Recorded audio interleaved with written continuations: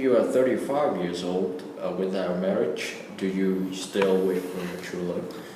I gotta say that if I'm still single, by the time I turn 35, I'll still wait for my other half. Because, getting married to someone whom you do not love is really miserable. You may end up parting ways or even getting a divorce. But on the other hand, for those who still decide to, just go ahead and get married, it's completely justifiable because some people cannot stand being alone. So who will pay for the wedding cost? Men or women or both? Actually, neither. It's their parents who finance the wedding.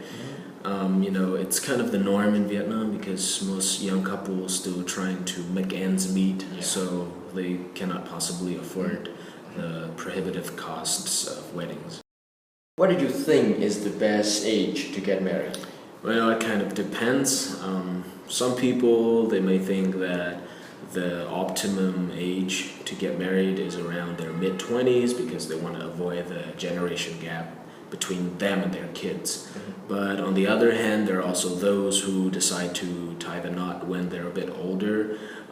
So for example, like 35 to 40 years old, because they want to prioritize their careers.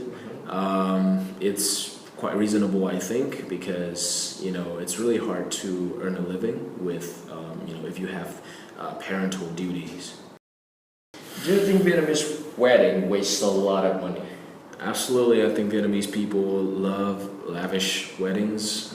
I think they're willing to splurge on things like decoration and food and invitations, in order to show off their wealth to the guests.